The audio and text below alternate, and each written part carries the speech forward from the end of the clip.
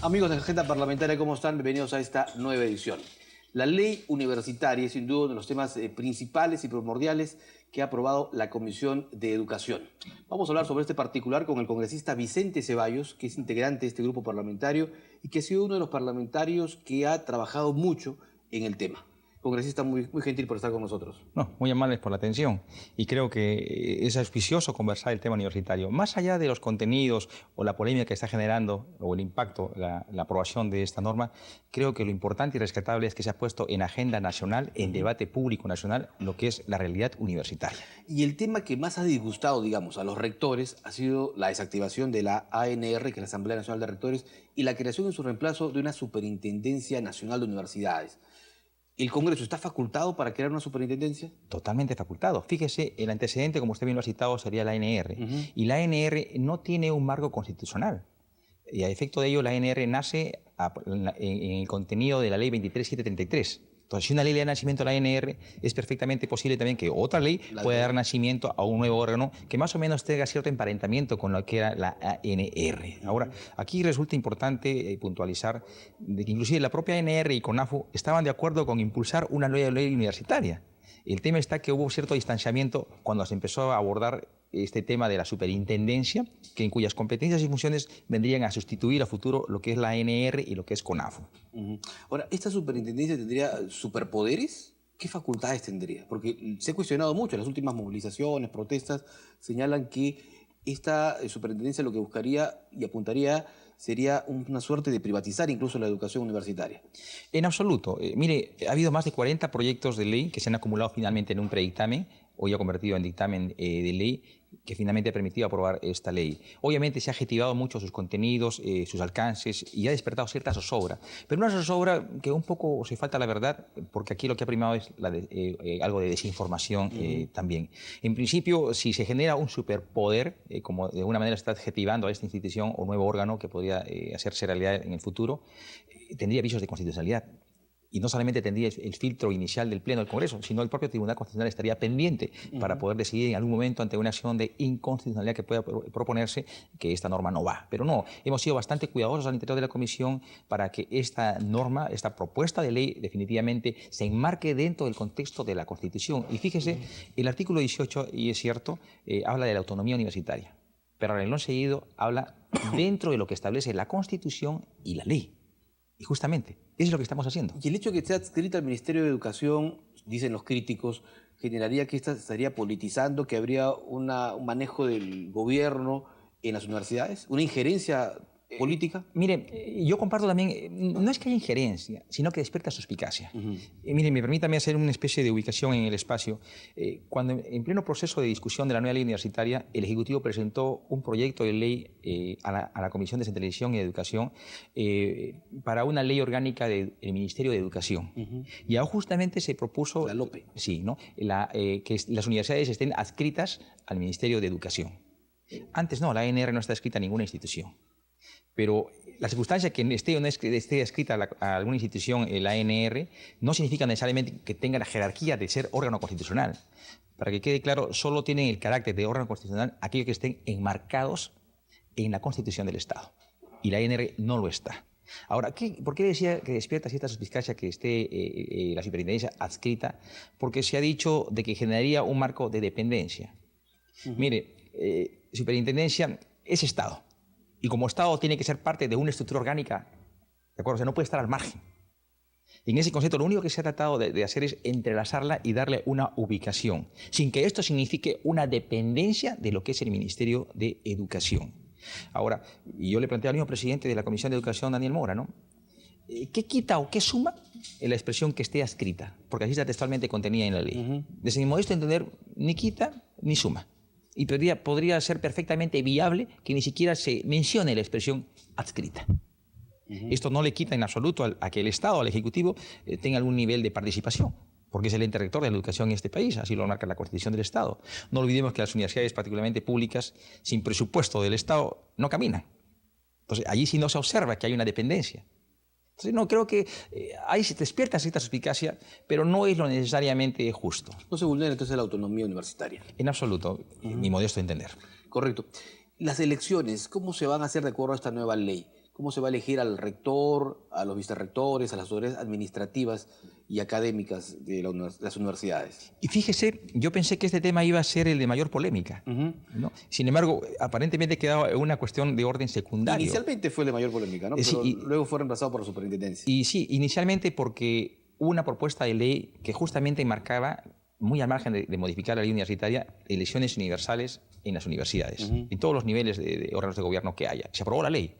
Cuando estamos ya encaminando lo que es la nueva ley universitaria, hemos tenido que retirar este proyecto de ley de la agenda del Pleno para acumularla y que sea un todo orgánico. Y me parece que ha sido una muy buena decisión, ¿no? Y creo que estamos devolviéndoles a las universidades, allí sí una auténtica autonomía, donde los actores, los protagonistas de las universidades, que son estudiantes, que son profesores, tengan una real participación en los destinos de su universidad. Aquí se actuaba por compartimientos un poco cerrados. Hoy no. Con las elecciones universales se abre la puerta para que todos los estudiantes en los distintos niveles que estén, y obviamente respetando los tercios que históricamente han sido enmarcados en el perfil de la universidad moderna, se respeten. Y creo que es una garantía. Pero más allá de las elecciones, Ricardo, también hay elementos de juicio importantísimos. Por ejemplo, no se está aceptando la reelección de autoridades. Dato importante. Es interesante y aparentemente relevante. Resulta de importante, porque con esta reelección y reelección se han ido generando ciertos sistemas un poco hasta corruptos, ¿de acuerdo?, que desmerecen lo que es la institucionalidad de las universidades. Correcto.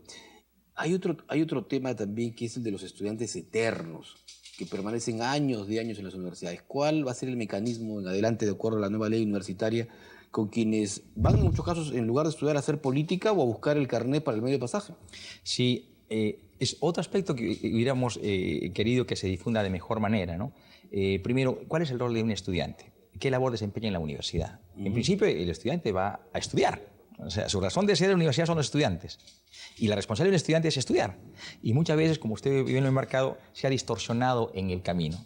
Se va a hacer política, que no es vedado con la universidad.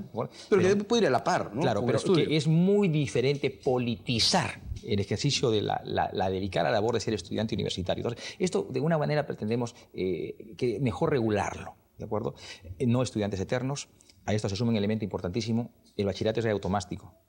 Lo que estamos proponiendo en la nueva ley es que el bachillerato sea con tesis. Es importante. Lo segundo, que para ser representante de los estudiantes esté dentro del tercio superior. O sea, que el estudiante calificado pueda ser un auténtico representante en los distintos órganos de gobierno, sea consejo de facultad, sea consejo universitario, sea asamblea universitaria. Y el estudiante con niveles más competentes, más capaz, se constituya un auténtico líder y sea su vocero. Entonces, son varias normas que han sido encaminadas para posesionar, potencializar más lo que es la representación universitaria. Ahora, el tema que usted aludía, ¿no?, el tema de los estudiantes eternos. Sí, pues se les ha puesto un límite. Habían estudiantes que estaban 10, 15, 20 años. Es más, algunas universidades públicas tenían inclusive internados, tenían comedores universitarios. Prácticamente era una forma de vida de carácter permanente. Por ello, la expresión dicha, ¿no?, estudiantes eternos, no es ajena a una realidad, que obviamente hay que revertirla. Y una realidad que no es ajena a los peruanos es los niveles de educación y de investigación, sobre todo, en que están nuestras universidades, ¿verdad? Estamos no en un muy buen lugar. Es fundamental la investigación y es fundamental que cada facultad y cada universidad pues pueda acreditar el trabajo que desarrolla. ¿Qué hay sobre eso en la nueva ley? Mire, usted toca un tema muy importante.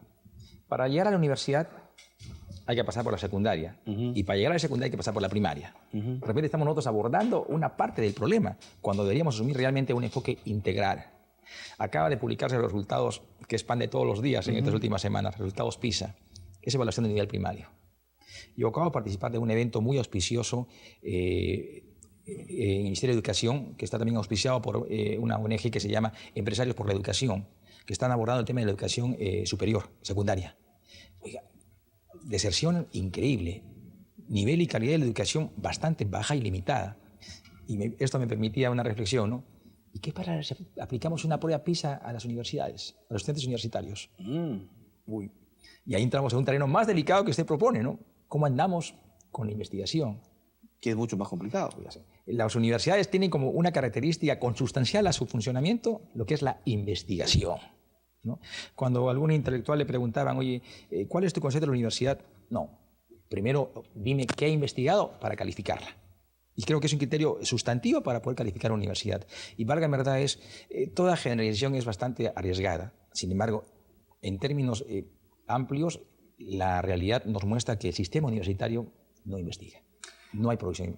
Acaban de reunirse los integrantes de la Comisión de Educación con sus pares chilenos, ¿verdad? Eso es ya, digamos, una suerte de reuniones de respuesta, porque ya la comisión estuvo en Chile antes, pero han visto el tema universitario directamente y por lo que he visto yo en las secuencias informativas de nuestro canal, pues los chilenos están muy contentos y toman justo como ejemplo parte de la normatividad que ha sido aprobada en la Comisión de Educación. Sí, ellos también están con problemas tan similares como los nuestros, ¿no? Y es más, su modelo es 100% privatista. ¿De acuerdo? Y de una u otra manera creo que este sano compartir nos permite intercambiar experiencias. Mire, imagínense que ellos se van bastante cautivados por esta propuesta de la llamada superintendencia de universidades. Es más, nos enfatizaron en el curso de las participaciones de que en Chile todo superintendente es designado directamente por el presidente de la República y obviamente no genera ningún nivel de desconcierto. Lo que en el Perú ocurre todo lo contrario. Creo que también este es efecto de la institucionalidad, del fortalecimiento de cada órgano que tiene que darse necesariamente en nuestro país también. Es decir, lo que indica que la norma aprobada por la Comisión de Educación aquí en el Parlamento peruano pues se encamina con una buena proyección hacia afuera. Efectivamente. Esta norma, después de la lectura y el compartir que hemos tenido con ellos, y sobre todo Daniel Mora como presidente ha tenido a bien invitar a algunas personas especializadas en materia universitaria, se van más que comprometidos con el modelo que está proponiendo la Comisión de Educación como modelo de universidad. En los próximos meses también van a entrar seguramente en Chile en una discusión, un debate público nacional de lo que es el sistema universitario y están tomando como un ejemplo la realidad y el panorama y el contexto en el cual se ha desarrollado el trabajo de discusión de esta ley. Una pregunta que como periodista no puedo dejar de hacerle. ¿Hay en el Perú universidades de medio pelo? Sí. Sí hay, ¿no? Sí, las hay. Lamentablemente. Lamentablemente, y le digo, como miembro de la comisión, hemos tenido la iniciativa de hacer audiencias descentralizadas y hemos recorrido casi todo el país. Hay aquí en Lima también. ¿De acuerdo? O sea, de repente a muchos les cuesta el tono en que se ha dicho, en que se ha expresado, pero es una realidad ineludible la que comparten y viven muchos estudiantes, muchos jóvenes en nuestro país. ¿Los partidos políticos deben tener relación con las universidades o no? Creo que debe deslindarse eso. La universidad. Mire, en principio creo que no podemos estar contra ningún tipo de inversión privada. Hay que respetar en el contexto del sistema económico nuestro. Pero una cosa es una empresa y una cosa es un partido político. Esto puede generar una distorsión en el camino. Correcto. Le agradezco mucho, don Vicente Ceballos, por estar con nosotros. A usted, Ricardo. Buen día. Muy gentil. El congresista Vicente Ceballos, integrante de la Comisión de Educación y representante por Moquegua de Solidaridad Nacional, estuvo aquí en Agenda Parlamentaria por el canal del Congreso.